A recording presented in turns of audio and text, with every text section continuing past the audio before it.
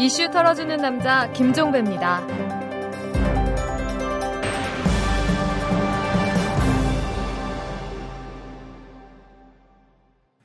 5월 20일 월요일입니다. 자, 국정원은 도대체 어느 정도로까지 정치에 개입했던 걸까요? 이렇게 질문을 던지는 이유가 있습니다. 댓글 조작이 있었죠. 원장님 지시 강조 말씀이란 문건 공개됐죠. 이어서 이른바 박원순 문건도 추가로 공개가 됐는데 이게 전부가 아닌 모양입니다. 또 하나가 공개가 됐습니다. 이 좌파의 등록금 주장 허구성 전파로 파상공세 차단, 제목이 이렇게 되어 있는 이른바 등록금 문건도 공개가 됐습니다.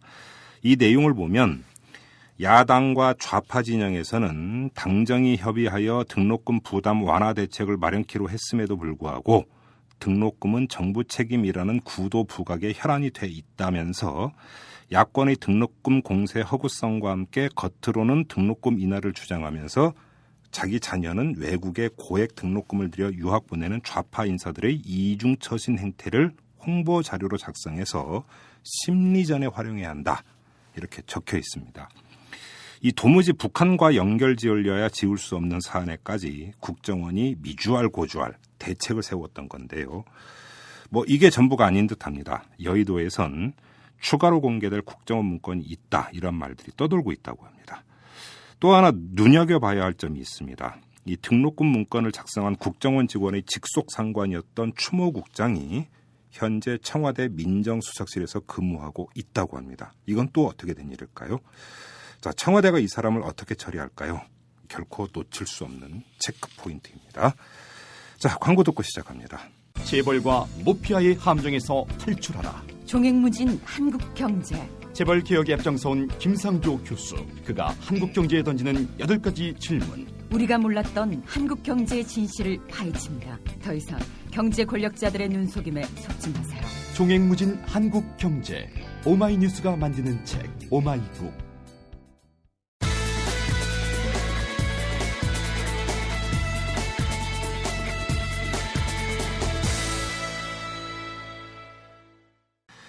쌍용 자동차 해고 노동자들이 차를 만들고 있습니다. 물론 쌍용차 공장에서는 아니고요. 한 공업사를 빌려서 차 한 대를 만들고 있는 건데 H2000 프로젝트의 일환입니다.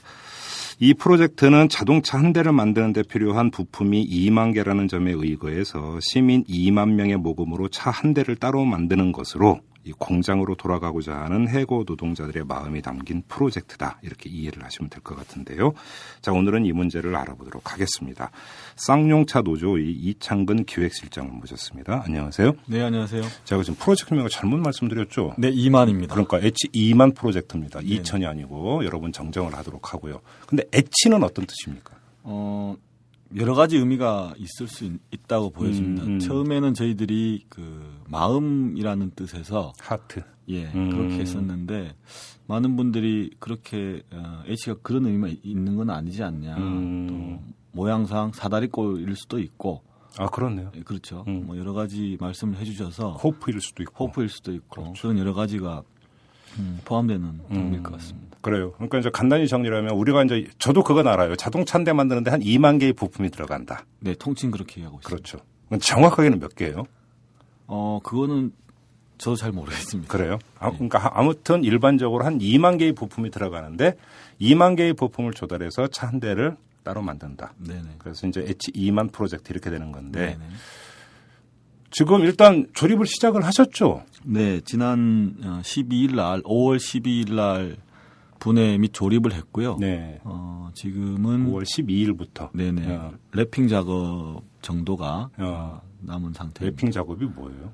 외관을 디자인을 좀 예쁘게 해서 이거 뒤에 말씀드리겠습니다만 이 차는 공모를 통해서 사연 공모를 통해서 당첨된 분에게 저희들이 드리는 차거든요. 예. 그래서 그러면 이제 간단히 얘기하면 도색 작업만 남았다. 도색 작업 남은 거. 우리가 이제 흔히 얘기하는 도색. 네네. 자, 그러면 하나하나 좀 풀어보가 보죠. 일단 좀 기술적인 부분인데 네. 분해 및 조립이라고 표현을 하셨는데 그러면 부품 하나하나를 어디서 이제 구해 와가지고 조립을 한 게 아니라 네네. 기존의 차를 이제 하나를 그러니까 중고차겠죠. 네네. 그걸 이제 구입을 해가지고 분해를 한 다음에 다시 조립을 하는 예, 예. 이런 과정이라고 이해를 하면 되는 겁니까? 예, 맞습니다. 야, 근데 그거 분해하는 것만 해도 보통 일이 아닐 것 같아요. 예, 보통 일이 아니고요. 사실 그 자동차 공장에 다녔다고 해서 자동차를 분해 조립할 수 있는 사람은 많지 않거든요. 보통 이제 이게 한 공장만 담당하니까. 그렇죠. 그렇죠. 컨베이어 벨트 라인에서 조립이라든지 이런 분들은 사실 어렵고 네. 저희들이 지금 김정우 지부장을 포함해서 정비를 담당하던 분들이 상당히 많습니다. 아, 예. 그분들이 주축이 되어서 하시는 거고. 아무래도 그렇겠죠. 네네. 예. 나머지 우리 조합원들 또한 자기 공정이 있지 않습니까? 그렇죠. 이런 분들이 함께 힘을 모아서 지금 만들고 있습니다. 그러면 차종은 쌍용차에서 생산한 차종입니까? 네, 코란도입니다. 코란도. 네. 그래서 그러면 이제 그 코란도 중고차를 하나 이제 그 사가지고 와서 그걸 다 분해를 했다가 네. 지금 조립이 거의 다 끝냈고 네. 이제 도색 정도만 남아 있네요. 네네. 그럼 여기에 지금 참여하고 있는 해고 노동자분들 한 몇 분 정도 되세요? 저희 해고 노동자 30여 명과 예. 그리고 희망퇴직했던 분들 10여 명, 또 함께 도와주시는 분들, 희망지킴이 분들 한 10분 정도, 예. 50여 분 정도가 진행하고 있습니다. 아, 그래요. 자, 그러면 이 지금 프로젝트를 진행을 하게 됐던 이유, 계기라고 할까 어떤 겁니까? 사실 좀 거슬러 올라가는 문제인데요. 예. 내일 모레가 쌍용자동차 파업 4주년 되는 날이기도 합니다. 네. 4주년 되는 날이기도 한데요. 저희들이 부당한 정리해고에 맞서서 공장 점거 파업을 2009년도에 하게 되는데요. 그 안에서 그런 아쉬움이 있었습니다. 그러니까 온갖 언론들, 특히나 보수라고 지칭되는 조중동을 포함한 이런 언론들이 사실 그 자동차 공장을 파괴하는 세력들 이렇게 많이 도색을 했기 때문에 맞아요. 예. 그렇지 않다. 우리는 예. 공장을 살리기 위해서 예. 파업을 하는 것이고 예. 회사를 살리기 위해서 파업을 하는 거다라고 하는 것. 그리고 이 자동차 공장, 이 공장의 주인이 누구인가 예. 결국라고 예. 하는 것을 어떻게 보여줄 수 있겠느냐. 그러면 우리가 파업 기간에 완성된 자동차를 한 대 만들자. 그런 의견들이 좀 있었는데 사실 못했죠. 못하고. 그 전부터 얘기는 계속 있었던 거고요. 예, 그런 얘기가 좀 있어서, 그러면 좋겠다. 그걸 상징적으로 한번 드러낼 수 있지 않겠느냐라는 얘기가 있었는데, 그걸 못했어요. 못하다가, 언젠간 이건 해야 되는 일 아닌가, 예. 우리가. 라는 생각을 했었고요. 예. 최근에, 사실 그 작년 9월 20일 쌍용자동차 청문회가 열리게 됩니다. 예. 청문회 열려서 3년 만에 이제 청문회까지 열리고 각종 의혹들에 대해서 국회의원들이 여야 가리지 않고 부당한 정리해고였구나라고 결론을 내려서 이제는 국정조사 형태로 좀 더 면밀하고 책임 소재를 분명히 하기 위한 이런 국정조사 필요하다라는 공감대가 이루어졌었는데 그리고 대선에서 모든 후보가 쌍용자동차 국정조사를 약속한 바가 있잖아요. 그런데 이게 사실 그 해를 바꿔가면서 주춤하고 막혔던 부분이 있습니다. 그래서 더 이상 우리가 국회 국정조사라든지 국회만 그냥 하염없이 바라보고 할 수는 없다. 밖에서 압력을 높이는 방식, 시민들의 참여를 함께하는 방식, 그리고 우리가 해고자이면서 동시에 일하는 노동자였다라고 하는 것을 분명히 좀 드러내는 게 필요하지 않겠느냐 이렇게 좀 시작됐습니다. 그런데 이제 이게 이런 아주 이제 그 소소한 문제지만 그런 문제가 있어요. 이게 자동차를 분해하고 조립하려면 결국 어떤 그 폐쇄된 공간에서 할 수밖에 없잖아요, 기술적으로. 네네. 그런데 이게 이제 예를 들어서 광장에서 할 수 있는 것도 아니고 네. 어떻게 알릴 것이냐의 문제가 있는 거잖아요. 그래서 이탈남에 나왔습니다. 사실 저희가 아까 처음에 말씀하셨던 것처럼 2만 개의 부품을 보면 뭐 피스톤에서부터 피스톤 링에서부터 여러 가지가 있지 않겠습니까? 이런 걸 다 낱낱이 2만 명의 시민들이 부품 하나하나에 자기 이름을 새기듯이 참여해준 가장 이상적이고 좋은 건데 현실적으로 그게 좀 어렵고요. 그리고 말씀하신 것처럼 모든 사람들이 보는 곳에서 열린 광장에서 분해 조립하는 것을 정말 저희들이 하고 싶었던 게 있죠. 그런데 이것이 현행 법상 쉽지 않은 거고. 왜 현행법 어떤 게 문제가 있나요? 예를 들어서 공업사가 아닌 곳에서 분해 조립할 수 없는 것이고. 법이 그렇게 있습니다. 예, 그런 게 좀 있더라고요. 그래서 자동차 제조는 함부로 할 수 있는 게 아니지 않습니까? 그렇죠. 네, 그래서 저희들이 뭐 제조하는 건 아니지만 예. 그거 자체가 안 돼서 사실 대한문이나 쌍용자동차 평택 철탑 아래에서 하려고 좀 많이 했었는데 현실적인 문제 때문에 공업사가 아닌 곳에서는 안 되는군요. 그렇더라고요. 법이 또 그런 게 있었구나. 네. 그래요. 자, 아무튼 그런데 여기 그러니까 실제로 분해 조립에 참여하시는 분들은 30여 명 네. 해고 노동자들이지만 또 다른 노동자들과 함께 할 것 아닙니까? 네네. 그분들은 지금 어떤 식으로 하고 있는 거예요?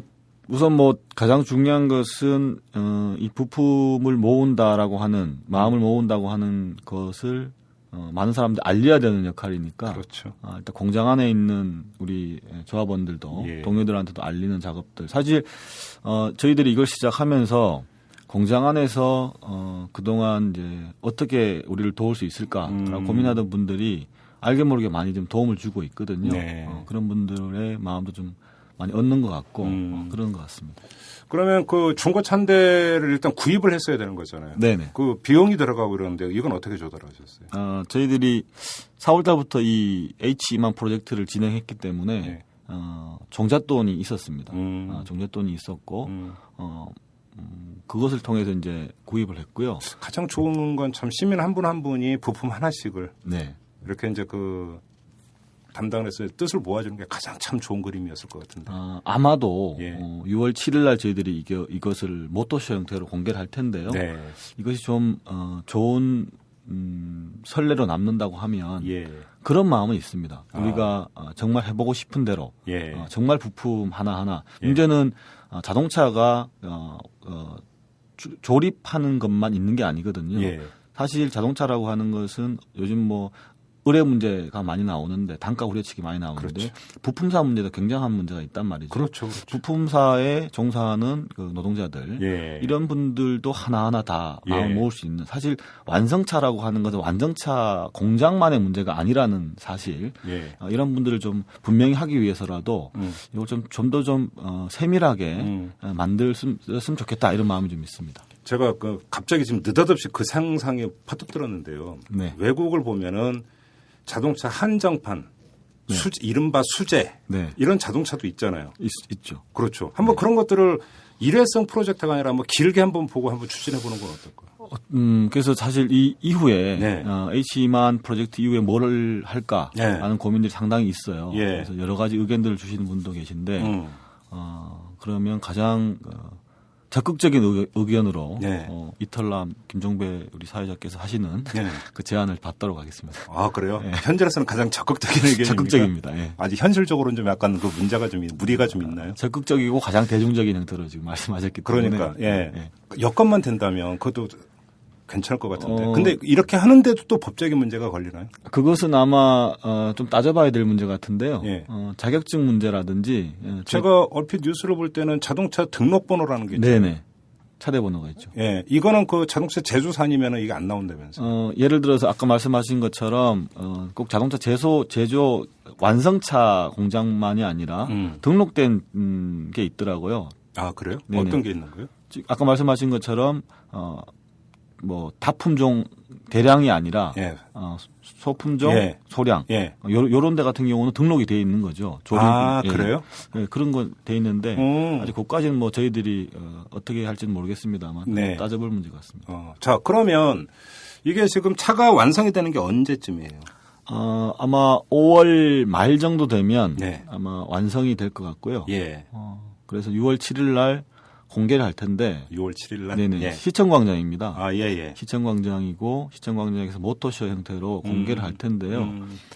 저희들이 그래서 이것을 평택에서 시청광장까지 차를 가림막을 씌워서 올라올 계획도 하나 있고, 예. 그러니까 이게 좀 현실적으로 사실 이게 지금 쌍용차가 뭘 하면 경찰들이 안 도와줘요. 그래서 왜 이번에도 무슨 뭐가 좀 있습니까? 아니 이번 프로젝트 관련해서도 좀 경찰들이 시비를 좀 거는 것 같고요. 어떤 식으로요? 예를 들어서 공업사를 찾는다거나 아주 쓸데없는 짓을 하고 있는 것 아니, 같더라고요. 그건 불법이 아니잖아요. 그렇죠. 전혀 문제가 없는데도 불구하고 예. 언어공업사에서 지금 하고 있는지 그걸 뒤지고 있다고요? 그런 얘기가 좀 계속 좀 접수되고 있는 상황이라서 예. 그런 문제라든지 아까 말씀드린 것처럼 평택에서 서울시청광장까지 올라오는 그 과정에서 네. 또 경찰이 뭐 제재하거나 막는 경우를 저희들이 상상하지 않을 수 없거든요. 그래서 그 문제는 좀 어떻게 처리할지는 현실적으로 좀 판단해야 될 것 같습니다. 예. 근데 제가 이제 그 뉴스를 접한 거로는 이 차는 아트카가 될 거라고 얘기를 했어요. 네. 아트카라고 하는 게 어떤 개념이에요? 뭐 보시는 분에 따라서 좀 다르겠지만 뭐 기능적인 문제도 있을 수 있겠죠. 예를 들어서 아트카라 하면 단순히 외관의 형태뿐만 아니라 기능적이거나 이럴 수 있겠는데 저희들이 시간이나 여러 가지 조건 때문에 기능적인 문제에서 예술화 시키지는 못했죠. 네. 그렇지만 외관의 문제, 그래서 디자인이라든지. 네, 디자인 이 문제를 좀 고민을 많이 했고요. 그러면 예를 들어서 이제 그 우리가 일반적으로 차하면 단색이잖아요. 그렇죠. 은회색이면 은회색, 예. 흰색이면 흰색 네네. 이런 게 아니고 네네. 거기에 어떤 하나의 메시지가 담겨 있는 디자인이 들어가는 거네요. 네네. 그걸 지금 여기서는 말씀을 못 하시는 거죠? 예.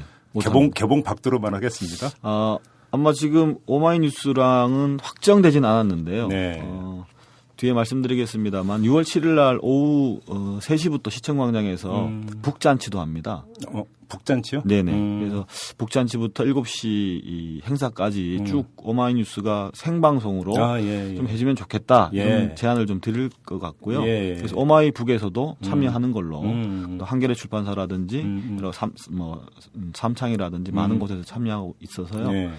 좀 풍성한 자리가 6월 7일 날 됐으면 좋겠다는 생각입니다. 예. 근데 이제 거기서 전시라고 하는 것은 6월 7일 하루만 하는 겁니까? 거기서 계속 할 수는 없잖아요. 서울광장에서.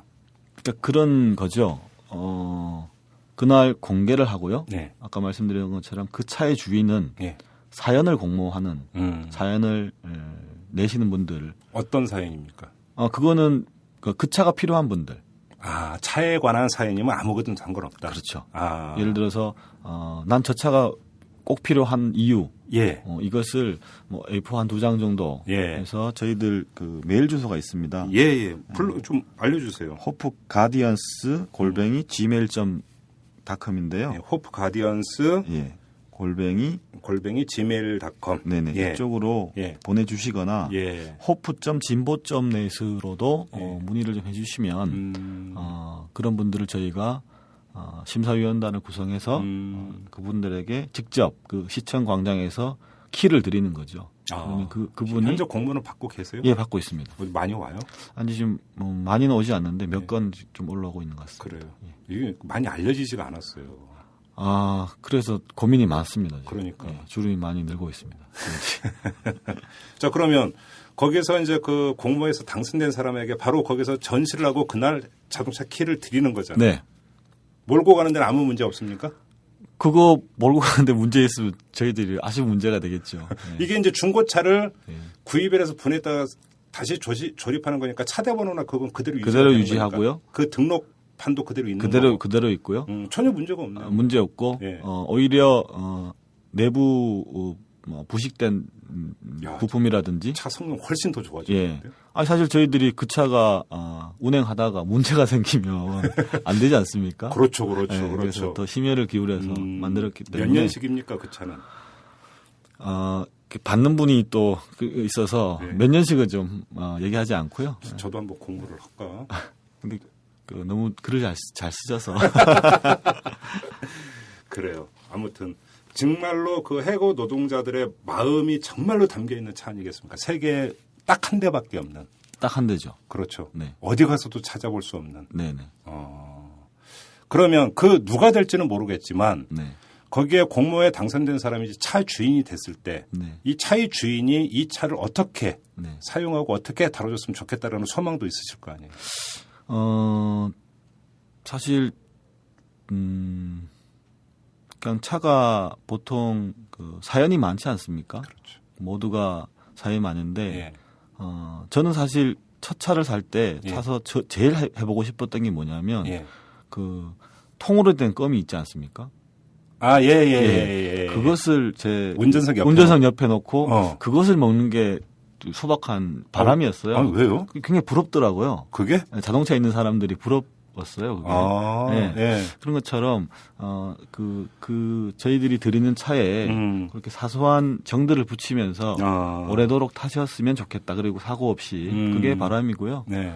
특별한 뭐 저희들을 위해서 뭘 해달라 뭐 이런 건 전혀 없고 아주 잘 이상 없이 잘 타셨으면 좋겠다 이런 바람입니다. 아, 그래요. 알겠습니다. 지금 H2만 프로젝트 쌍용차 해고 노동자 여러분들께서 지금 진행을 하고 있는데요. 우리 이 방송을 들으시는 시민 여러분들도 좀 애정을 갖고 그다음에 차 한 대가 그냥 생기는 거잖아요. 그냥. 그렇죠. 그죠. 예, 예. 공부도 좀 많이 해 주시고요. 네. 차에 얽힌 사연이라면 참 여러 가지가 있을 수가 있는데 저도 있는데 아, 그러시군요. 고속도로 가다가 앞타이어가 펑크가 나는 바람에 죽을 뻔한 적도 있었는데 아, 그게 새벽에 겨서 살았지. 핸들이 말을 안 듣더만요. 그렇네요. 앞타이어가 펑크가 나버리니까. 그렇죠. 근데 이런 사연 갖고는 안 될 것 같고. 사실 이제 꼭 차에 얽힌 사연만 있는 건 아닌 것 같아요. 그렇죠. 아닌 것 같고, 차가 없는 분도 저는 오히려 지금 차가 없거나 오히려 지금 면허증이 없는 분.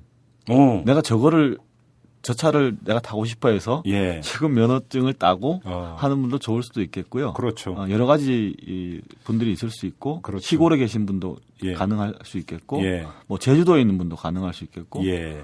이럴 수 있다고 봅니다. 그렇죠.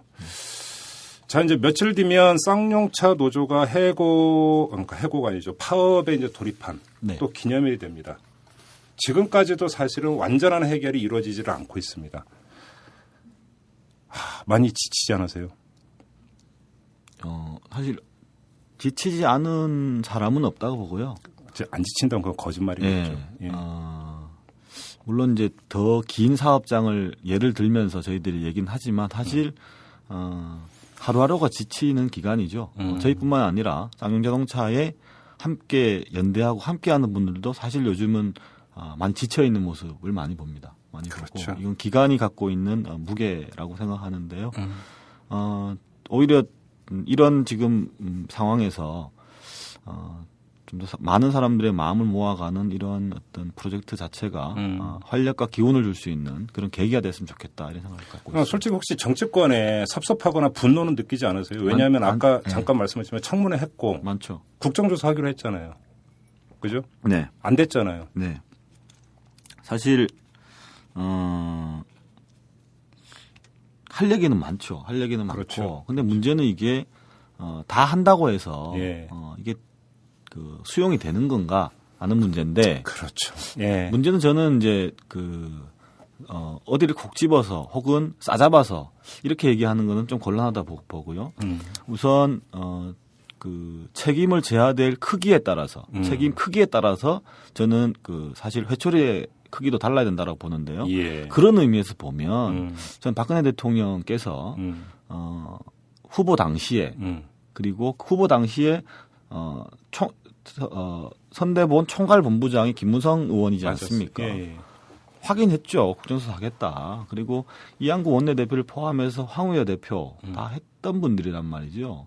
이게 뭐 조변석계처럼 손바닥 뒤집듯이 당선되고 나서 아무 말도 없고 이건 곤란하다는 거죠. 오히려 이런 상황에서 행복 시대 가능하지 않다 보고요. 그런 의미에서 국정조사는 새누리당이 이건 수용해야 되는 거다. 문제는 저희들이 발목 잡거나 꼬투리 잡거나 분탕질을 하려고 국정조사하려고 하는 게 아니란 말이죠. 그렇죠. 지금까지 나왔던 문제, 회계 조작의 문제라든지 기획 파산의 문제, 공권력 진압의 문제라든지 희생자 추모의 문제 이런 문제들을 좀 가지런하게 정리 좀 하자 이제는 라고 하는 그런 의미에서 국정조사가 시급하다 이렇게 보고 있습니다. 그래요. 대한문 분향소가 한번 홍역을 앓은 적이 있습니다. 네. 얼마 전에. 네. 어떻게 받아들이셨어요? 지금도 뭐 홍역아리 앓고 있습니다. 그렇죠. 지금 뭐 온몸에 지금 멍이 들고 이런 상황인 것 같은데요. 예. 그 대응을 보면서 예. 사실 대한문 분향소가 4평도 되지 않는단 말이죠. 그렇죠. 이것이 뭐 좀 크게 얘기하면 한국 사회가 노동자들의 절규를 받아들이는 옹색한 그릇이다. 그렇죠. 그 그릇의 크기와 양이 그 정도밖에 안 된다 이렇게 보는 거고요. 지난번 대한문 방화범에 의해서 뭐 방화도 있었지만 사실 그 최근에 이제 경찰청장 인사청문회 당시에도 전국에 천막 농성장 지시를 한 바가 있고 사퇴 파악을 지시한 바도 있고 이런 것이 오히려 벼랑 끝에 몰려 있는 노동자들 더 밀어내는 그렇죠. 이런 것 같습니다. 그렇죠.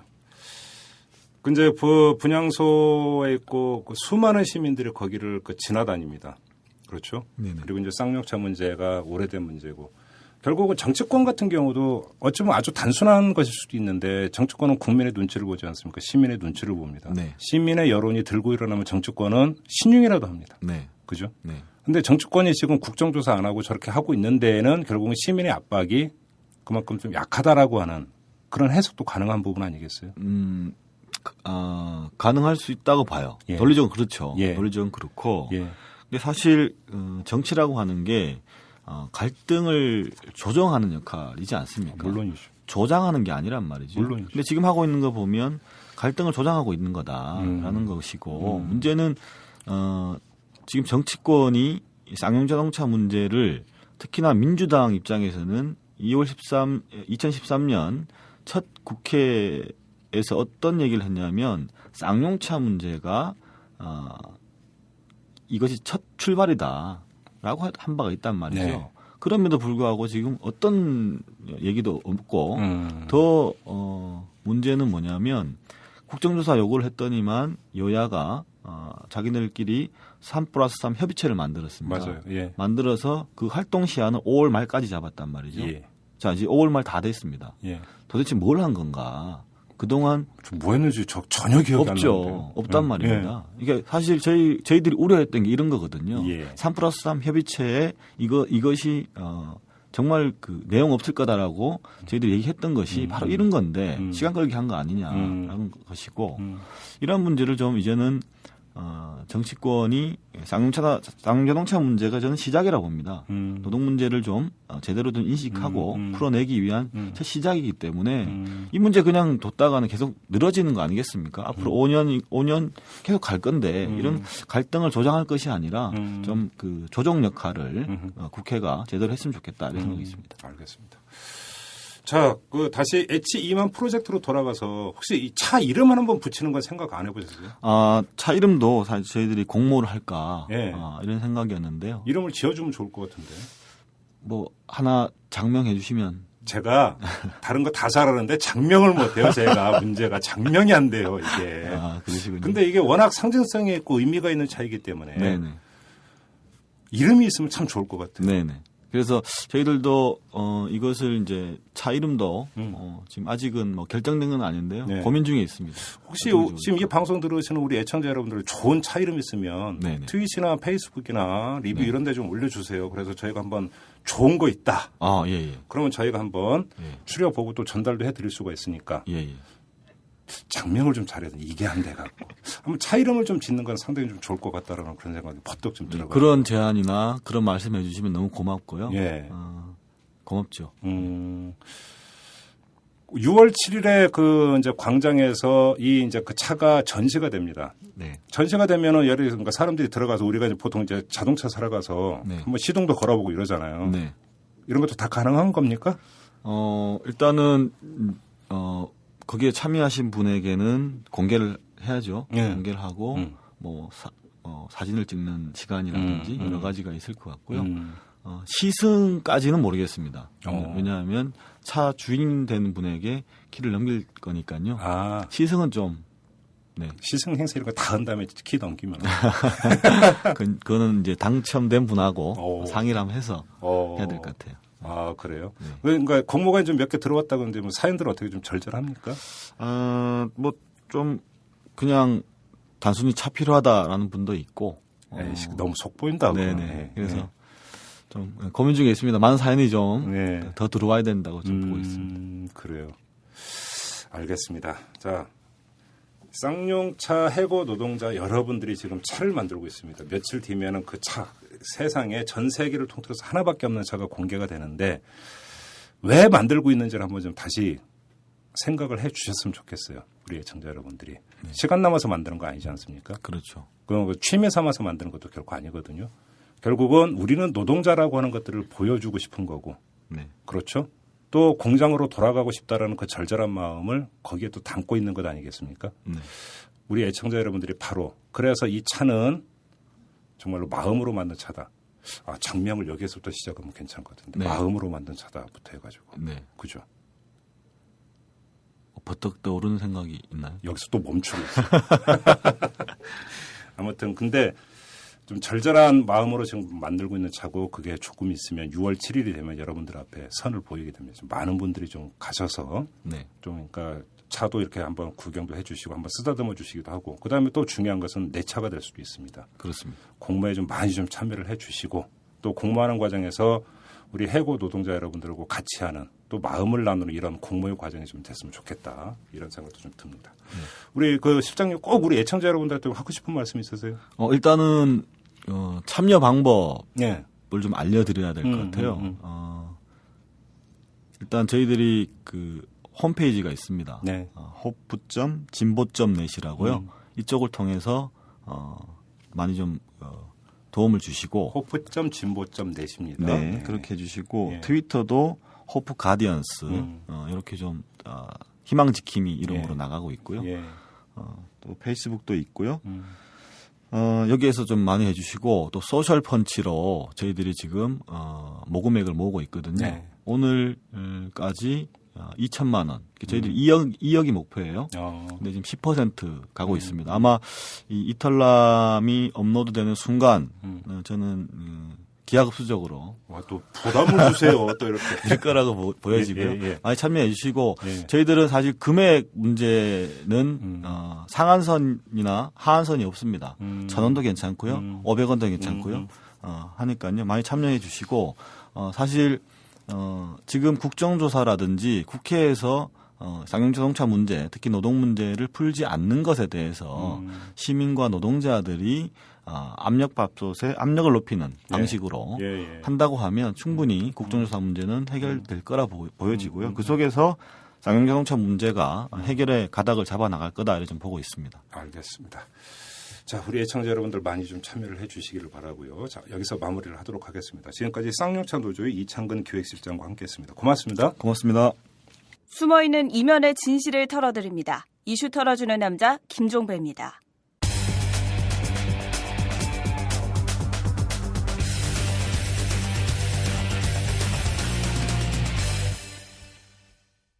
매주 월요일의 인기 코너입니다. 김종대의 돈, 권력, 군사 시간인데요. 주인공 김종대 디펜스 21 플러스 편장 어김없이 나와 계십니다. 안녕하십니까? 네, 안녕하세요. 어김없이 불러주셨습니다. 네. 예. 저희가 녹음하는 곳이 상암동이고 예. 우리 김종대 편장님의 또 거처는 경기도시고 그렇죠. 오는데 얼마나 걸리죠? 1시간 좀 더 걸리는데 예. 약 1시간 걸리는데 오늘은 일찍 나왔는데도 도착하는 시간이 똑같네. 그러니까 월요일이니까 특히나. 그러니까 그거 지금, 생각 못했네. 예, 지금 녹음하고 있는 시간이 아침 9시입니다만 네. 매주 월요일에 가장 출근길이 붐비는 월요일에 이렇게 먼 길을 마다않고 오시는 김종대 편장님이십니다. 네, 지금까지는 아부용 발언이었고요. 네. 네, 본격적으로 들어가 보도록 하겠습니다. 자, 오늘은 어떤 얘기를 한번 풀어가 볼까요? 예, 토요일 날 북한이 그 단거리 미사일을 발사했어요. 근데 미사일 맞아요? 뭐 이거다 저거다 말이 많던데. 사실은 그것도 몰라요. 예. 우리 지금 워치콘이 격상돼 있다고. 예. 워치콘이란 건 워치 컨디션, 내 약자로 정보 감시 태세의 약자인데 예. 온갖 위성, 군사 위성에 뭐 정찰기 뭐 다 투입해도 네. 저게 뭔지 잘 몰라요. 왜요? 아니, 그러니까, 네. 위성이 있고 네. 완전히 물샐 틈 없는 감시망을 가동하고 있다면서요. 아니 감시망을 가동하는데 네. 이게 지금 연합사의 그 정보 융합 생산을 하는 사람들은 집에 퇴근 못 합니다, 솔직히. 그래요? 예, 하루에 막 18시간, 거의 20시간 일하는 사람도 봤어요. 잔업수당은 줍니까, 그러면? 안 줍니다. 그런 게 어디 있습니까? 예, 한국 측하고 미 측이 공동으로 정보를 생산해요. 예. 그런데 뭐 거의 새벽에 출근하는 걸로 얘기를 들었어요. 한 새벽 2시, 3시. 고생 많이 하시네. 예, 그다음에 예. 밤에 퇴근하고. 예. 잠잘 시간도 없는 건데 그러면 그렇게 해서 연중 들여다보고 있다고 하지만은 네. 이 정보 감시라는 건 한계가 있어요. 오늘 날씨 얼마나 안 좋습니까? 네. 예, 지금 뭐 아주 시계가 뭐 전혀 안 보이죠. 황사도 왔으니까. 예. 네. 그럼 군사위성이 뭔 쓸모 있습니까? 아, 그런가요? 네.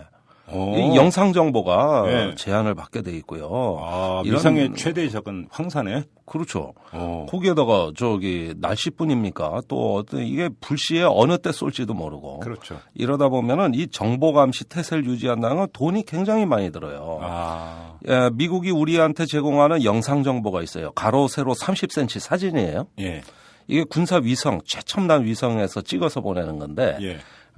이렇게 어떤 우주에서 직각으로 이렇게 보는 것도 있지만 측면에서도 봐야 이게 장비가 잘 보이거든요. 그렇죠.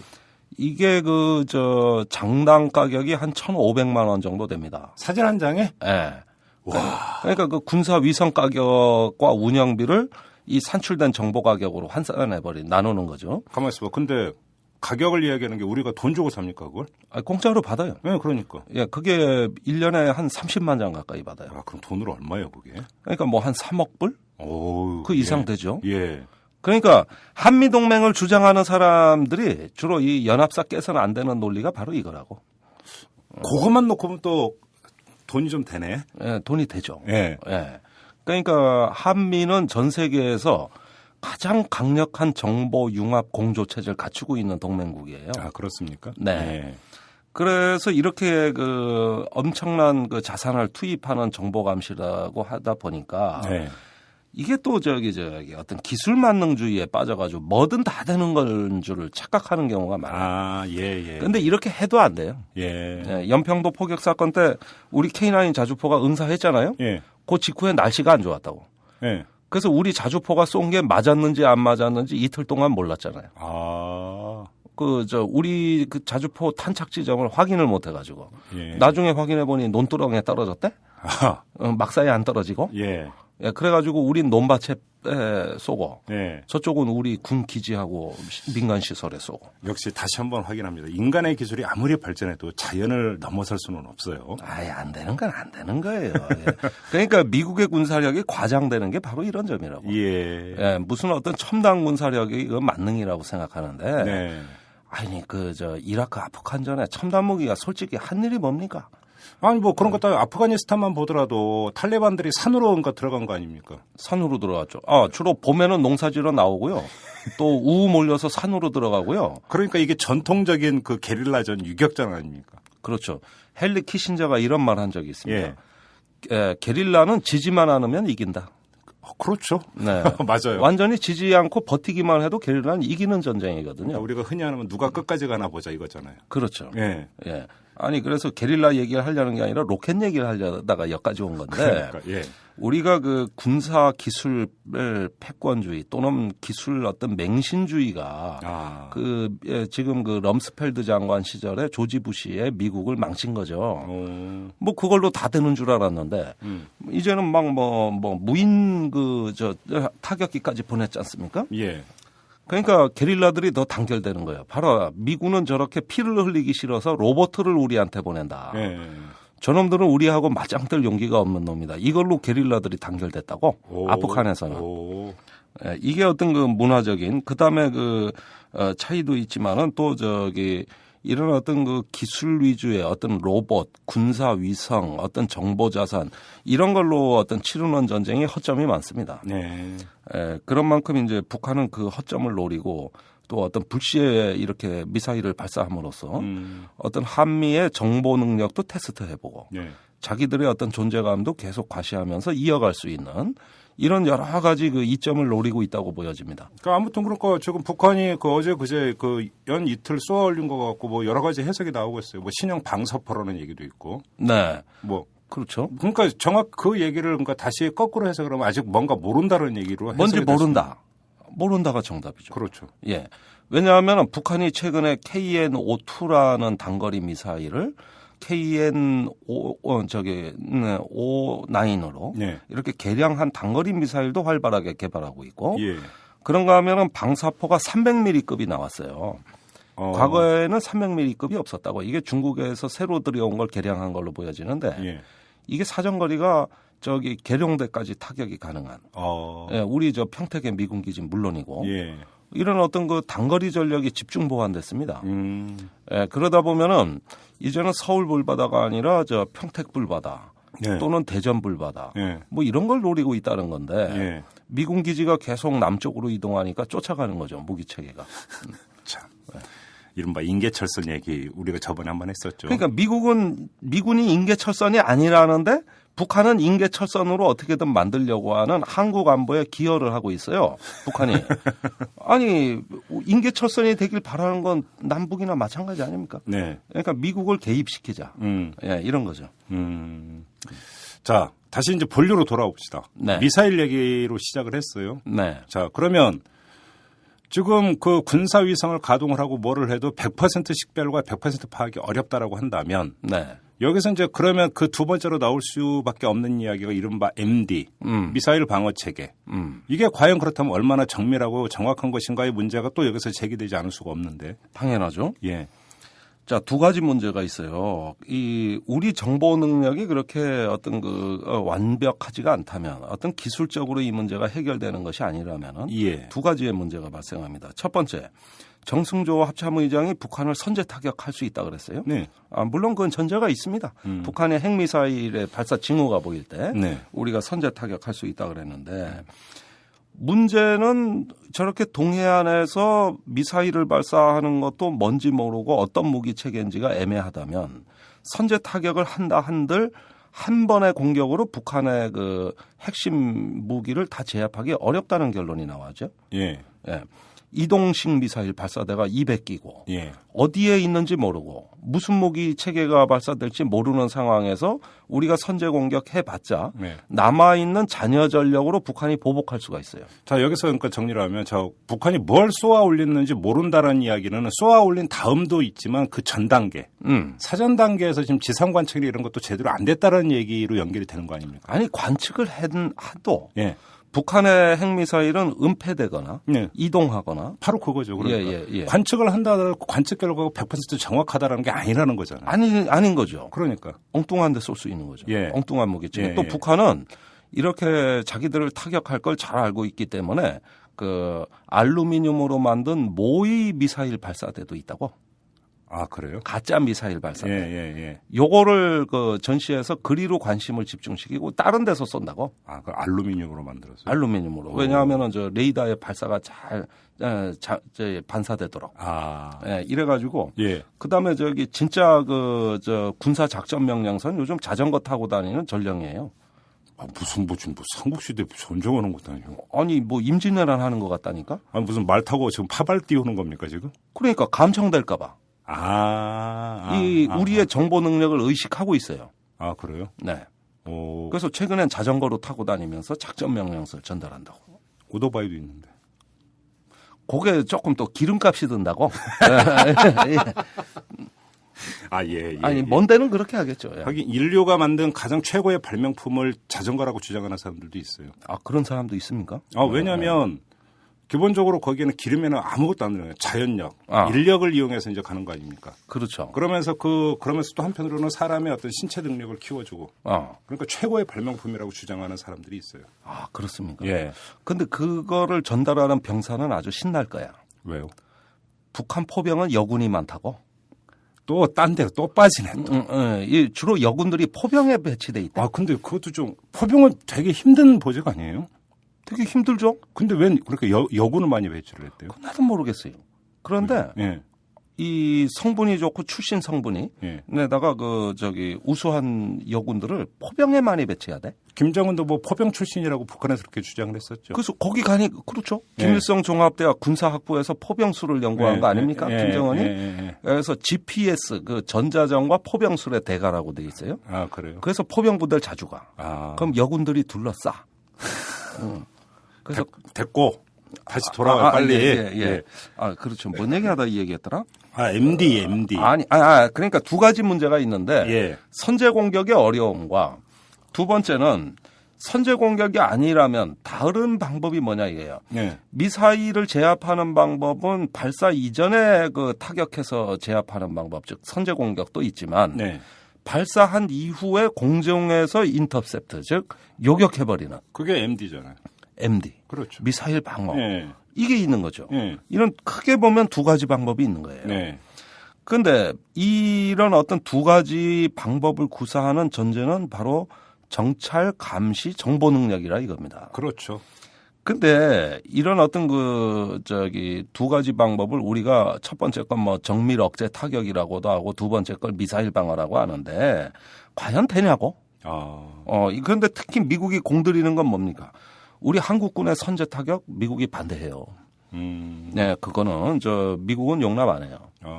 그렇게 해서 전면전으로 갈 수 있다. 전면전으로 갈 수 있고 확전되면 미국이 분쟁에 연루되니까 네. 이런 것에서 미국은 한국 정부가 딴짓할까봐 굉장히 걱정을 많이 합니다. 요즘 한국에 오는 미국 관리들이 우리한테 계속 물어보는 게 도대체 한국 정부가 하겠다는 선제 타격이라는 게 뭐냐, 적극적 억제라는 게 뭐냐. 예. 이렇게 계속 불안해서 물어봐요. 예. 이게 바로 10년 전에 우리가 조지 부시가 영변을 폭격하겠다 그래서 우리가 불안해서 미국에 가서 니들 어떻게 하겠다는 거냐. 그렇네. 물어보던 거하고 똑같다고. 그러네. 이게 10년 만에 정반대로 바뀌었다고. 진짜 강산이 변했군요. 네. 예. 그런데 이제 우리는 계속 선제 타격 얘기를 하잖아요. 예. 이건 뭐냐면은 남북 관계 주도권을 우리가 지겠다는 국방 당국의 판단 때문에 나온 거예요. 예. 그래서 북한에 우리가 주도권을 잡겠다. 왜 맨날 북한이 도발하면 우리가 적응하냐. 예. 우리도 뭔가 한 칼이 있다. 이걸 보여주려고 한 거예요. 그런데 이게 바로 북한이 미국에 하는 그 방식이라고. 그렇네. 예. 북한이 미국에 군사적인 협박을 해서 미국을 협상의 판으로 불러들이는 주도권. 이거에 북한이 집착하는 건데 네. 그 주도권에 대한 집착이 우리도 북한에 대해서 하는 거죠. 그러면 북한은 그걸 무시하고 똑같은 걸 미국에 하는 거고요. 이렇게 얽혀 있는 거예요. 동북아 정세라는 게. 예. 그런데 미사일 방어가 이 중에서 미국의 가장 관심사입니다. 북한은 미사일로 협박을 하면은 기다렸다는 듯이 그 MD 미사일 방어를 미국은 주장하고 있는데 이게 한미 이번 정상회담에 가장 눈여겨볼 대목입니다. 예. 5월 7일 날 그 한미 그 박근혜 오바마 대통령의 그 한미 정상회담이 있고 나서 공동 선언이 발표됐는데 거기에 여기에서 미사일 방어가 언급이 되죠. 오바마 대통령이 이렇게 설명했어요. 우리는 공동의 능력, 기술 그리고 미사일 방어를 투자함으로써 예. 함께 성공하고 함께 작전할 것이다. 예. 여기서 주어는 우리 즉 한미가 되는 거고 예. 목적어는 미사일 방어고 예. 동사는 투자하고 성공한다. 그렇죠. 이 얘기거든요. 예. 이게 공동 성명에 나왔고 백악관 홈페이지에 그 이튿날 예. 그 한미 공동 선언의 가장 큰 성과로 미사일 방어를 합의했다고 백악관 홈페이지에 서두에서 이거를 아주 무게 있게 걸어놓은 거죠. 예. 그러면은 이 한미 간의 모종의 어떤 MD에 대한 구체적인 얘기가 오고 갔다고 보여지는데 네. 이런 공동 성명까지 나오기에 무슨 일이 있었냐 도대체. 그러게. 물론 북한의 미사일 발사가 있었죠. 예. 그런데 4월 20날 미국의 템프시 합참의장이 한국을 방한했어요. 예. 그래서 우리 정승조 합참의장하고 회의를 했다고. 그다음에 중국, 일본으로 건너갔거든요. 예.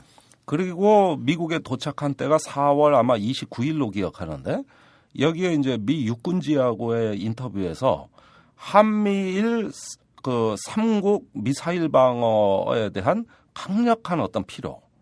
이거를 자기가 순방하면서 다 강조했고 군사 지도자들한테 얘기를 해서 정치 지도자한테 보고하라고 했다. 내용은 한미일 미사일 방어 시스템을 다 통합해야 된다. 이거를 통합해서 가장 최적의 효율적인 미사일 방어를 하자. 네. 이렇게 그 합참의장이 동네방네 떠들어댔어요. 예. 그 직후에 이제 박근혜 대통령이 5월 초에 미국에 예. 와서 예. 오바마 대통령하고 미사일 방어를 얘기하고 이걸 공동 성명에 넣은 겁니다. 요즘 방미 성과가 대단하다고들 얘기합니다. 네. 모든 방송 신문이. 그런데 미사일 방어에 대해서 얘기 나오는 건 쏙 빼대. 그러니까. 저도 못 봤는데. 못 봤죠. 네. 미국에서는 지금 오바마의 피보트 아시아로의 기항과 중국 견제 재균형 정책에 한국이 협력하기로 했다.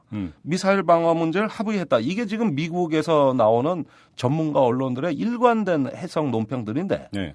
한국에 오면 요게 싹 없어지대? 자, 그러면 네. 지금까지 우리의 그 미사일 방어 체계는 어떻게 되어 있었습니까? 지금까지는. 지금까지 예.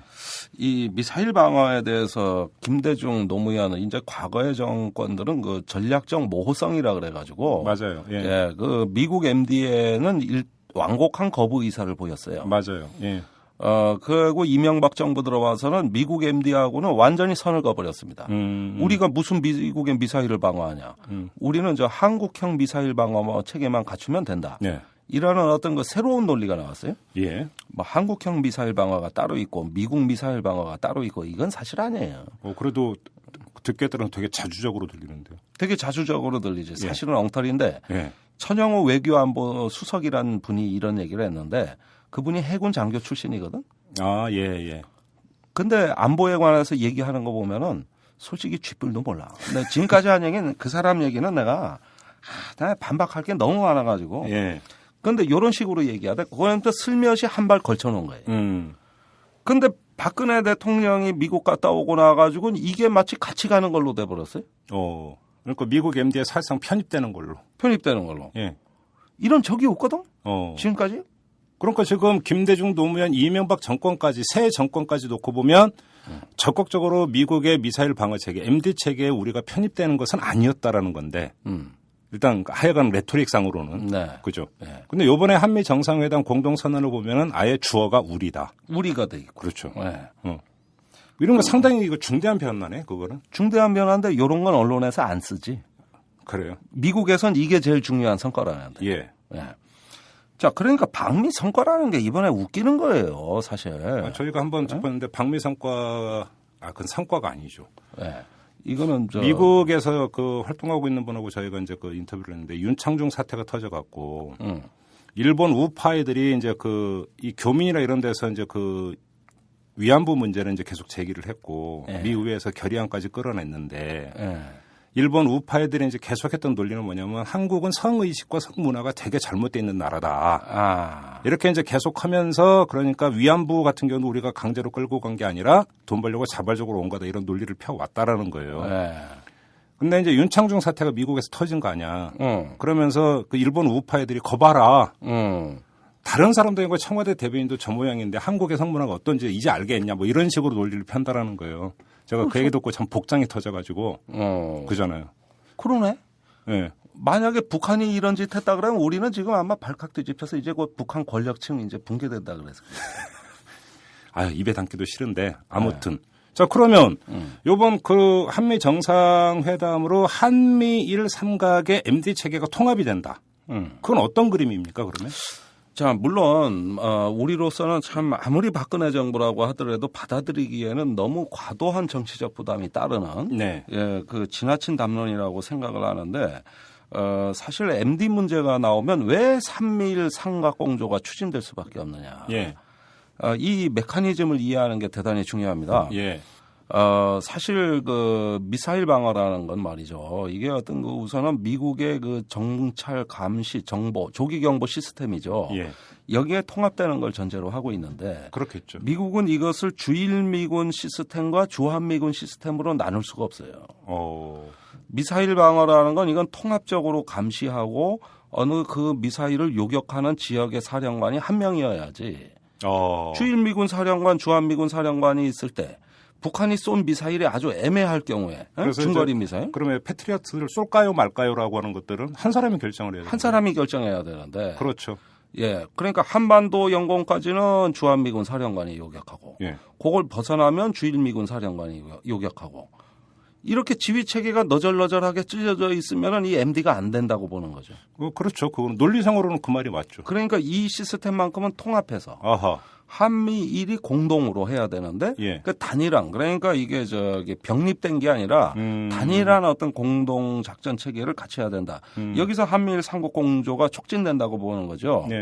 뭐 미사일이 뭐 북한이 쏠 때 요거는 일본 가는 거니까 일본이 뭐 요격해라 이렇게 알려주고 쏩니까? 그럴 시간도 없잖아. 그냥 쏘죠. 그다음에 미사일이 미국 해안까지 도달하는데 20분밖에 안 걸려요. 1만 킬로 날아가는. 그렇게 빠른데 권총이 있잖아요. 그 쏘면은 총알이 1초에 얼마나 날아갈 것 같습니까? 계산이 안 돼요, 계산이. 1kg. 권총이 1초당 1kg. 미사일은 탄도 미사일. 종말 단계의 속도가 초속 7km. 미사일이 훨씬 빠르네. 7배가 빠르다니까? 아니, 권총알이 작아서 더 빠를 것 같은데. 권총은 이 미사일에 대하면은 장난감. 아, 그래요? 예. 이야. 그렇게 빨리 지나가는 미사일을 뭐 주일 미군 사령관하고 주한 미군 사령관이 뭐 회의에서 뭐 요격을 결정하나. 그러면 결국은 최소한 MD 문제에 관해서는 이게 그 한국과 일본 같은 경우도 그렇게 되면 태평양 사령부가 되나요, 미국에? 아니 이제 이 전 세계적인 MD 문제를 커버하는 데는 북미 방공사령부예요. 아, 거기서? 예. 거기서 이제 지역 사령부와의 협조 체계를 갖춰서 예. 미 본토 방어하는 MD가 있고 예. 그다음에 지역 단위로 짜게 가지고 예. 어떤 미국의 어떤 그 해외 전개된 군기지나 동맹국을 방어하는 네. 이런 어떤 지역 단위의 또 MD가 있어요. 그러니까 크게 나누면 본토 방어하고 미국의 어떤 동맹국 네. 방어 두 개로 네. 나눌 수가 있는 건데 네.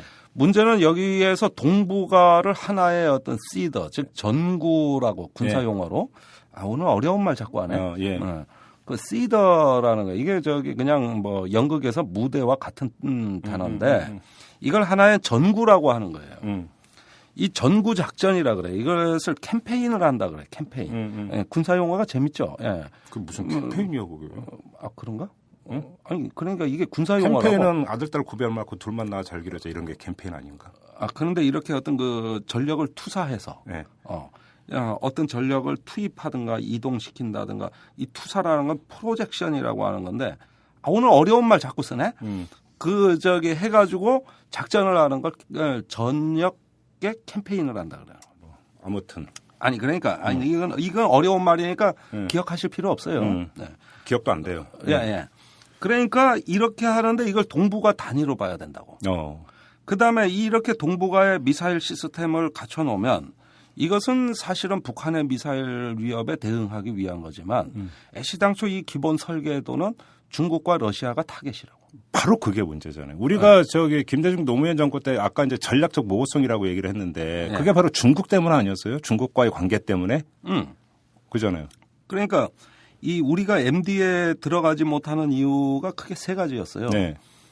첫 번째는 지금까지 북한을 주적으로 그 군사력 건설을 해온 우리 국방이 이 중국의 무기 체계, 중국을 적성국으로 할 수 있는 미국의 시스템에 들어간다는 것은 우리 국방 목표를 초월한 것이다. 네. 둘째, 그런 시스템에 들어갈 때 초보적인 투자비, 이건 뭐 성숙된 것도 아니고 기본 투자비, 뭐 패트리어트 사고, 조기 경보 레이더, 또 미국하고 뭐 어떤 공조, 이지스함의 스탠다드 미사일 이런 초보적인 전략을 까는데 드는 돈이 11조 원이다. 요것도 2008년도 계산이에요. 와, 11조요? 예. 요거 이명박 대통령한테 김장수가 보고한 그대로 내가 보고하는 거예요. 지금. 예. 11조 원이다. 예. 그것도 초보적인 투자인데. 예. 그리고도 성공 세 번째가 이건데 그렇게 투자하고도 일본 사례를 봐서 알 수 있듯이 성공을 장담할 수 없다. 이거였어요? 예. 그래서 MB가 그 얘기를 듣고 MD를 안 한 거라고. 여기서 이제 그 기업가의 마인드인가 그러니까? 돈 들고 성과 없는 걸 왜 해? 그거는 기업가의 합리적 마인드죠. 그건 잘한 것 같은데? 잘한 거죠. 예. 그러다 이제 정권 말기에 한국형 MD만 한다. 자꾸 북한이 뭘 쏘니까. 예. 그러니까 참 우리가 가슴 아픈 게 북한의 미사일이 말이죠. 이 한미일 MD 추진 세력에게 아주 절실하고 꼭 필요한 위협이 돼 버렸어요. 네.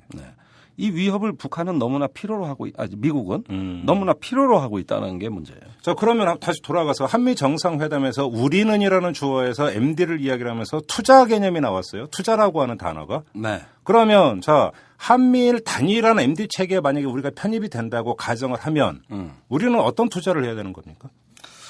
우선은 말이죠. 크게 보면은 어떤 시스템과 무기 체계 두 개로 나눠서 볼 수 있겠어요. 마침 박근혜 대통령이 미국을 방문하기 전에 4월 말에 우리 군에서 중요한 발표를 합니다. 개량된 미사일 시스템을 도입하기로 했다. 패트리어트 미사일 시스템을. 아, 그래요? 네. 그러니까 뭐라고 그거 발표 나온 거하고 미 합참의장이 다녀간 미 합참의장 다녀간 거하고 그게 다 미 합참의장이 온 게 4월 20일경이고 예. 요 발표가 4월 26일인가. 그러니까. 요게 나왔고 그다음에 박근혜 대통령 미국 가서 MD 합의했고 예. 기계처럼 착착 맞아 들어가는 이 맥락을 보라고. 예. 이 맥락이 뭐야? 이거는 뭐냐면은 이제 그동안 어떤 우리 국가 주권과 우리 국방의 어떤 이익을 위해서 지켜왔던 어떤 안전장치 하나가 이번에 완전히 해제된 겁니다. MD로 들어가는 거예요. 그래 놓고 박 대통령이 이제 미국 갔다 오니까 예. 지난주에 예. 한미일 합동 해상 훈련이 제주도 남방에서 실시됐어요. 그렇죠. 니미츠호도 오고. 니미츠 항공모함에 딸린 항모 강습단하고 예. 항공모함은 그 옆에 있었어요. 예. 항모 강습단 이게 뭐냐면 항모에 딸려 있는 이지스 구축함, 잠수함 이런 거라고. 예. 요거에다가 일본 이지스함 2척, 예. 한국 이지스함 1척과 구축함 예. 약 6대가 한미 연합 해상 훈련이 아니라 한미일 연합 해상 훈련이요. 그러면. 그러니까 한미일 3국. 요게 실시됐는데 예. 이거를 김관진 국방장관이 얼마나 황당한 짓을 했는가 한번 보자면. 예. 13일경에 일본의 오사카 시장, 예. 일본 유신회 공동대표하는 하시모토 오사카 시장, 극우 하시모토 다로. 예. 예, 역사 공부는 쥐뿔도 안 해본 것 같은 이자가 나와가지고 저질망언을 막 해댔어요. 맞아요. 예. 바로 그날 김관진 장관이 일본 정부에 뭐라고 얘기했냐면은 예. 그 한미일 해상 훈련은 비밀로 하자. 만약에 요게 공개되면 예. 우리는 훈련을 취소할 수밖에 없다. 아니 근데 보도에는 한미로 계속 나왔다고. 한미일이 아니라. 아니 그 자체를 아예 보도를 안 하려고 그랬다고. 오, 그래요? 예. 그랬는데 요게 13일이라고? 예. 그러니까 일본 정부가 그렇게 하겠다 그랬어요. 네. 근데 우리가 일본하고 안 하고 싶은 걸 한다는 게 여기 속내가 드러난 거 아닙니까? 예. 근데 미국의 압력 때문에 할 수 없이 일본 자위대하고 훈련하러 간 건데. 예. 요렇게 되니까 15일 날이 훈련인데 네. 훈련이 막 진행되고 있다 몇 시간이 지날 무렵에 일본의 산케이 신문에서 드디어 기사가 터졌어요. 한미일 합동 훈련을 하고 있다고. 그러면 우리가 뒤통수 맞은 거 아니야? 예. 요즘 뒤통수 일본에 우리 많이 맞고 있죠. 예. 예. 일본이 또 북한하고 비밀 교섭한 것도 밝혀지고 있으니까. 일명 퍽치기. 예. 퍽치기. 원래 일본이 하는 짓이 그래. 예. 예. 우리하고는 콕 안 맞아. 이걸 발표하니까 예. 국방부가 비상이 걸렸을 거 아니에요. 예. 그래서 김민석 대변인이 브리핑을 하는데 예. 아이고 사실은 인도적 군항구조 훈련 매년 하든가 하는 거다. 예. 이렇게 설명을 해.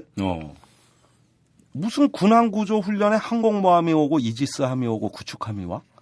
군함, 구조함이 오는 게 인도적 구조 훈련이지? 그러게요. 거기에다 그건 경찰이 하는 거지? 야, 군함 구조하는데 항공모함 땄다는 얘기는 나 듣다 처음 들어보네, 진짜. 그런데 한미일 훈련을 매년 이렇게 하고 예. 우리 국방부는 이게 정치적인 민감성 때문에 예. 정치적 군사적 목적이 없는 군항구조 훈련이라고 맨날 얘기를 하는데 예. 세상에 그 말을 믿을 사람이 누가 있습니까? 그러니까요. 네. 그게 말이 됩니까? 근데 지금 중요한 것은 한미일 단일 MD 체계가 구축이 되는 것에서 나아가서 지금 한미일 연합 해상 훈련까지 가 버리면 이거는 거의 군사 전 분야에서 지금 거의 같이 가는 걸로도 해석할 수 있는 거 아닙니까? 아니 가장 핵심적인 거. 예. 이걸 하면 나머지는 볼 것도 없는 거죠. 그렇죠. 그다음에 그래서 단일한 군사 정보와 이런 게 되려면 결국은 또 우리의 군사 정보가 일본으로 넘어가는 것이 되는 거고. 그래서 작년에 청와대 김태효 비서관이 한일 군사정보 보위협정을 날치기로 하려고 했던 거 아닙니까? 그게 이것 때문인 거지. 예. 우리가 한미 군사보호 기술 협정도 있어요. 그게 뭐냐면 한미 기술보호 특허협정이라고 돼 있죠. 네. 명칭은 약간 달라요. 이게 1991년에 한미 간에 체결됩니다. 네. PSA 협정이라 그래요. 예. 이걸 체결한 목적이 당시에 미국의 얘기하는 MD의 전신인 별들의 전쟁. 예. 전략방위 구성이라는 SDI에 그때는 우리가 관심이 많았다고. 예. 그거에 참여하게 해달라 그러니까 미국이 그러면 이 협정부터 먼저 해라. 그래서 한미 군사정보 특허 보호협정이 체결된 겁니다. 지금 한미일 MD가 체결될 조짐이 보이니까 작년에 그 전제 조건으로 그 협정이 한일 간에 논의가 된 거예요. 아 근데 그 MB 정부 말기에는 또 우리는 MDA 편입하고 한국형 MDA 한다고 했다면서. 그럼 앞뒤가 안 맞는 거잖아요. 지금. 앞뒤가 안 맞지. 아이고 저기 뼛속까지 친미고 친일이라는 대통령이 독도 방문하는 거 봐.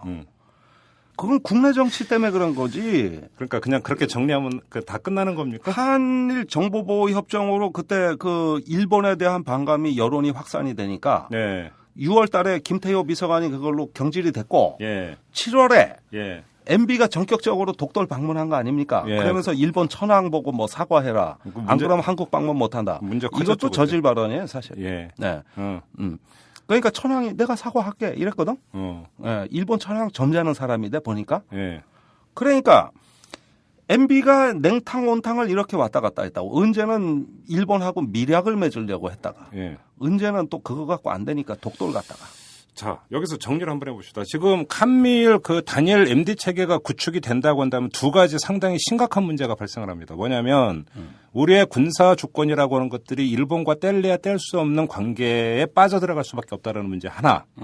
그다음에 지금 동북아 문제에서 가장 중요한 것은 바로 이제 중국이라는 상수인데 이 중국을 사실상의 가상의 적성 국가로 놓게 되는 결과를 빚게 되고 중국은 그렇게 민감하게 반응할 수 있다고 하는 점 하나. 네. 그죠? 네. 이렇게 정리를 해야 되는 것 아니겠습니까? 그렇죠. 자, 그렇게 정리를 하고 돈 문제로 들어가 봅시다. 네. 자, 다시 이제 그 얘기하는 건데 한미일 단일 MD 체계를 구축을 한다면 어느 정도까지 투자를 해야 되느냐. 결국 다 거의 세금이니까 지금 질문을 드리는 건데 네. 개량된 미사일 체계를 도입한다고 4월 말에 발표를 했어요. 그리고 네. 또 뭐가 있습니까? 아니 이제 그 어떤 우리가 미국의 어떤 정보 감시 연합자산 이게 이제 그 조기 경보 시스템 미사일에 대한 조기 탐지하는 시스템에 우리가 의존을 해야 돼요. 이건 사실 MD가 아니라 우리 영공 방어를 위해서도 좀 필요한 부분이 있어요. 네. 그런데 여기에 이제 전면적으로 협력하게 되면은 그 미국이 이제 한반도에 미사일 방어를 위한 각종 자산을 배치하게 되는데, 예, 이때 이 시설 장비 유지비가 이제 또 문제가 될 것이고, 예, 물론 이거는 그 돈 이전에 정치적 문제가 더 크다고 봐야 돼요. 아까 말씀하신 중국 문제 때문에. 그 MD 문제는 중국이 한국에 대한 정책을 바꿀 수 있는 사안이라고 중국은 여러 차례 얘기했어요. 네. 예. 맞아요. 아예 대한 정책을 바꿀 수 있는 사안이에요. 그러면서 이제 우리가 여러 가지 어떤 미군을 서포트해야 되는 네. 이런 어떤 그 부담이 따르게 되고 네. 그다음에 제일 관심사가 이제 그 패트리어트하고 스탠다드 미사일이죠. 네. 이게 지금 우리 이지스함에 미사일 요격 장비가 없거든요. MB 정권 말기에 보고가 11조가 된다고 했다면서요, 최소. 11조. 지금은 더 되겠죠. 그게 2008년도 기준이니까. 그렇죠. 그러니까. 예. 아니 2007년 말 기준이죠. 2007년 말. 그렇죠. 그때 이명박 당선자한테 보고한 거니까. 아니 그런데 얼마가 들지는 아무도 몰라. 자, 일본이 네. 10여 년 전에 MD에 참여하면서 이거는 정식으로 MD로 가는 게 아니고 미국하고 연구 개발만 같이 하는 거다. 이렇게 말했어요. 예. 근데 한 발 빠뜨리니까 지금 어떻게 됐습니까? 10년이 지난 지금 뭐라고. 돈은 돈대로 들어가서 지금 미국의 이지스함 탑재 스탠다드 미사일 개발비의 반을 일본이 되고 있고. 모든 연구 개발 시험 평가 다 같이 하고 있고. 예. 이제는 한 발이 아니라 완전히 푹 빠져가지고. 예. 이제는 일본은 오도 가도 못해요. 그러면 좀 객관적 시각에서 볼 때 연구 개발에서부터 공동 참여라면 다 하게 돼요. 돈은 들어가지만 선진적인 군사 기술은 이전받을 수 있다라는 이런 주장도 나올 수 있을 것 같은데. 그래서 걸어놓은 거야. 그러니까 보시라고요. 예. 자, 미국에서나 일본에서 군사 특허가 있는 중요 군사 기술을 우리가 공유하게 되잖아요. 네. 그러면 이게 한국 정부가 다른 목적으로 써버리면 안 되잖아. 그렇지. 그래서 한일 정보보호협정에 특허권 문제가 들어갔다고. 제 6조에 나와 있어요. 특허권이 어떻게 돼 있는데? 보호한다고 돼 있죠. 그래? 그다음에 그러니까 알짜배기는 안 준다는 얘기네. 특히 미국하고 우리가 체결한 협정에 보면 나오는데 예. 군사 특허 보호 협정이라고 제가 말씀드렸는데 예. 우리가 미국 걸 열람해야 되는 게 약 3천 건인데 예. 미국이 우리 걸 열람하는 건 6건밖에 안 돼. 예. 그러니까 이거는 거의 일방적인 협정인데 그렇죠. 그 목록도 공개할 수 없다 이래 돼 있어요. 그러면은 어떻게 되냐면 우리 방산업체 유도탄 개발하는 데가 이거 한국군에 필요한 무기 아닌가 해가지고 기술을 개발했어요. 근데 이게 미국이 이미 받아놓은 특허라는 걸 모르고 예. 나중에 적용 단계에 그때 가서 걸려버리는 거예요. 아. 그러면 미리 이 목록이라도 알고 있으면 아니, 어떤 특허가 있는지도 모르는 거네? 그 자체도 비밀인 거예요. 그러니까 한미, 한일 간에 앞으로 이거를 협정을 체결해 놓으면 우리가 기술 종속, 게 어떤 그 한국 방위산업의 불이익이 예상된다. 이 때문에 91년도에도 한미 간에 이거 할 때 문제가 아주 많았어요. 그러면 일단 그 협정이 체결이 안 되면 우리가 독자적으로 예를 들어서 기술 개발을 하면 미국의 특허 문제하고는 상관이 없이 갈 수 있는 겁니까? 할 수 있죠. 오. 아니 우리가 개발해서. 그건 기술 종속이네 결국은 그 협정은 그러면. 그러니까 기술적으로 얽어매려는 거라니까 이놈들이.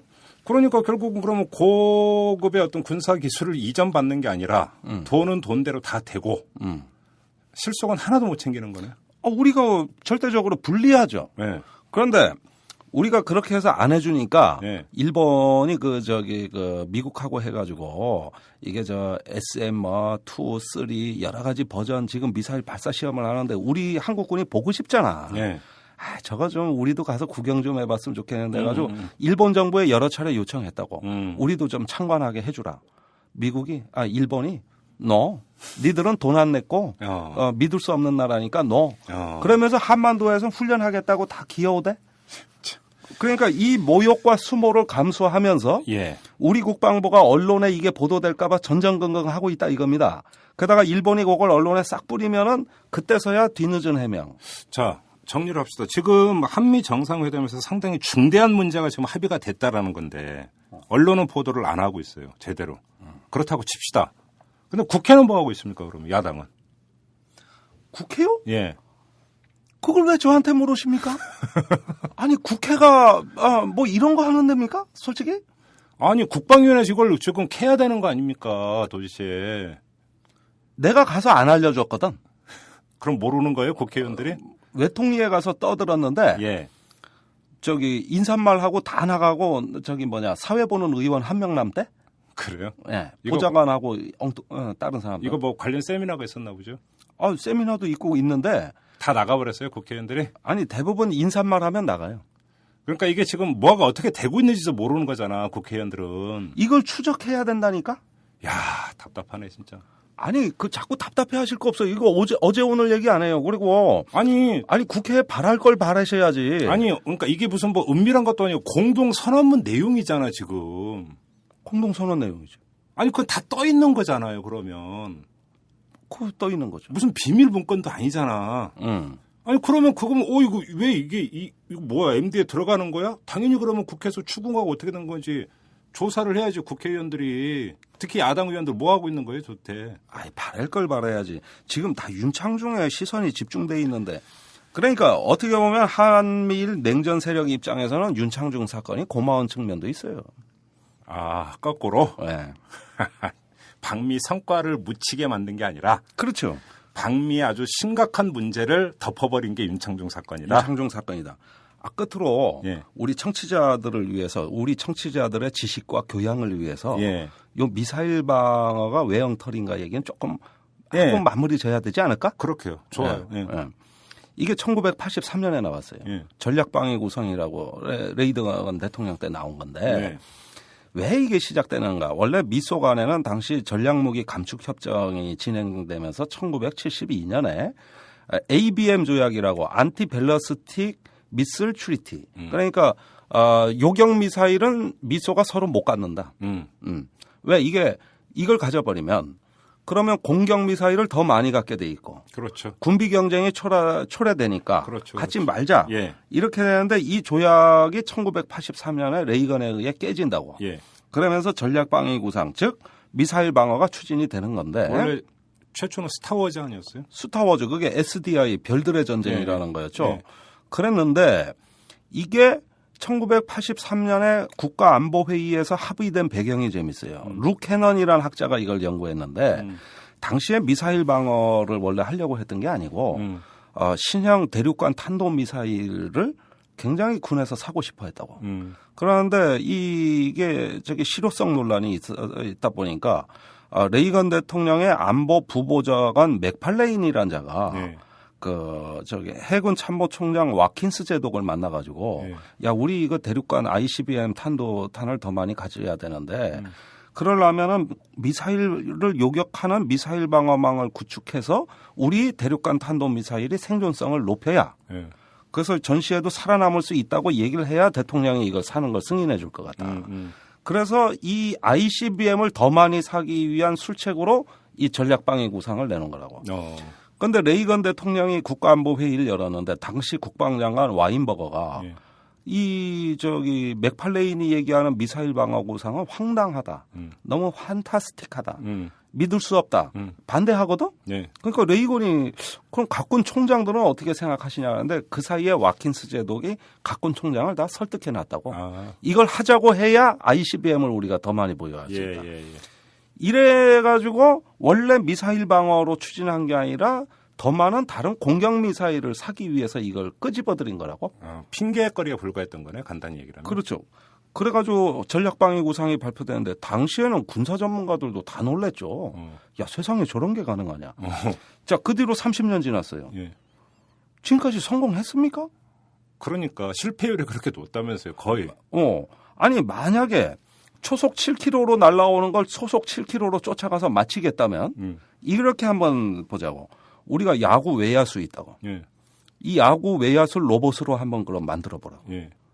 야구공 포물선 그리는 거, 그 느릿느릿한 거. 이것도 현대과학으로 안 돼요. 그래요? 안 된다고. 그 1, 2초 내에 그 포물선을 계산해서 가서 야구공을 잡아야 되거든. 이게 현대과학으로 안 된다고. 그런데 초속 7km로 날아오는 포물선을 그리는데 탄도미사일이 떨어질 때는 그러면은 저 부드러운 곡선으로 떨어지는 게 아니라 공기와 마찰되면서 이게 나선형으로 빙글빙글 돌아. 그렇죠, 그렇죠. 그러면서 떨어져 이게. 그렇죠. 요걸 맞춘다는 거야. 그런데 그 누가 검증했습니까? 검증이 안 되죠, 검증이. 사기지. 그러니까. 아니, 그러니까 방산업체만 이제 돈 버는 일만 시켜주는 거지. 이걸로 수천억 달러 쓰는 거야. 그러니까. 연구개발자들 로비로. 그러니까 이제 그런 걸 갖고 이제 그 옛말에 헛돈질이라고 그런 말을 하는 거죠. 헛돈질이라고. 그렇죠. 아니 그런데 군사 기술만침 기술로 사기치는 분야가 많은 데도 없어요. 그렇죠. 30년간 이걸로 사기쳤어. 그다음에 더 황당한 거짓말은 요걸로 냉전을 내서 승리했대. 요건 새빨간 거짓말. 그거는 고르바초프하고 교황 요한 바오로 2세가 만나가지고 저 도덕혁명을 하기로 한 거고 일방적으로 무장을 해제하기로 한 거고 이러면서 시작된 하나의 그 냉전이 붕괴된 혁명적인 사건을 레이건이 SDI 전략방위 구상으로 이긴 거래. 그럼 코멘트 안 하겠습니다. 미국에 갔다 온 사람들이 이런 거짓말 배워서 공부하고 온다고. 유학 간 사람들이. 그래요. 뭐 더 이상 얘기해봤자 뭐 하겠어요. 네, 아니 뭐 너무 또 그렇게 또 의기초심하시면 안 돼요. 이거. 알겠습니다. 시간이 많이 흘렀습니다. 아무튼 MD가 여러 가지 문제가 있는데 지금 마지막 결론은 그게 효율성이나 있느냐. 이걸 지금 김종대 편집장께서 제기를 해 주셨습니다. 자, 여기서 마무리하겠습니다. 고맙습니다. 감사합니다. 안녕하세요. 오마이뉴스 대표 오연호입니다. 오늘 방송 잘 들으셨나요? 오마이뉴스는 10만인 클럽 회원 여러분의 후원으로 이탈남을 제작하고 있습니다. 오마이TV의 대선 올레도 10만인 클럽 덕분이었습니다. 이탈남과 오마이TV 더 열심히 하겠습니다. 여러분이 제작자입니다. 월 10,000원에 참여 10만인 클럽 회원이 되어 주십시오. 오마이뉴스 첫 화면에서 직접 가입하시거나 02-733-5505 내선 274번으로 전화 주시면 담당 직원이 안내해 드립니다. 지금 7,500명입니다. 함께해 주십시오. 감사합니다.